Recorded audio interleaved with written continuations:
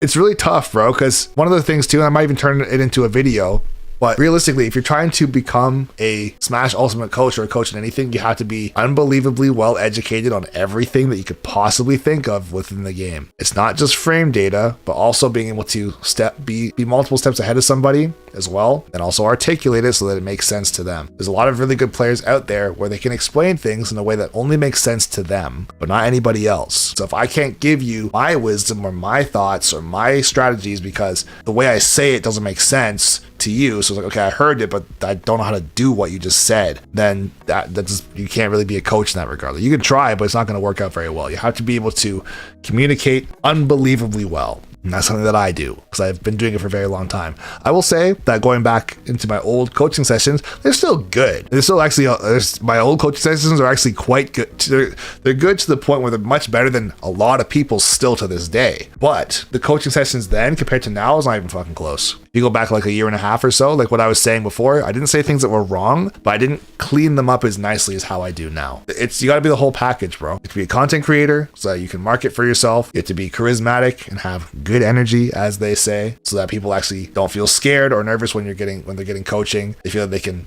open up about questions. They can talk to you about the on and off the sticks topics as far as the tournament nerves, the rituals for getting ready for tournaments, learning frame data, learning matchups, all that stuff, and then also the in-game stuff as far as execution, memorizing, recognizing, and recalling somebody's habits while also giving them a challenge as a fighter as well, so you're not just falling apart completely while you're trying to pay attention entirely to them, then being able to say it all right back after to them so that they get the value out of the coaching session. Because if I go against somebody, it's like, yeah, I barely won and I have no clue what you did. It's like, okay, so what are we doing here? If you just want to fight, it's different. But if you're actually trying to get something out of it, there's a lot more to it than that. Keep that voice crisp for the coaching session you got. We'll see about that one, buddy.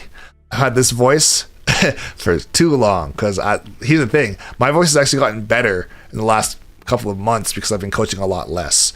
There was a point in time where my throat was unbelievably hoarse and it killed to do coaching. And you could see if you were actually to go back into old coaching sessions and just watch my player cam, you'd see me, and I don't have a what do you mean by that button right now, but you would see me swallow and make a horrific face because my throat hurts so much.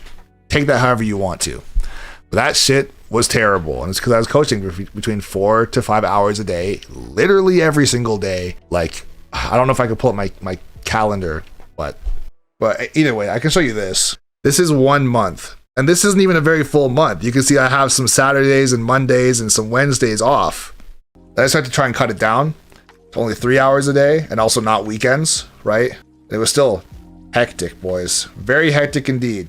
Not to mention, I was also staying up, cutting up videos, turning it into fucking coaching session videos, doing the thumbnails, scheduling and posting everything. The kid doesn't stop. How do you have 1,100 videos on the channel, you might ask? Well, it goes a little something like this. As a coach myself, I would say it helps to have something that sets you apart as well. I have the best mentality of anyone in my community and also know a lot of frame data and tech as well. Yeah. That's one of the biggest things too, is having a very strong mentality for when your students get down on themselves.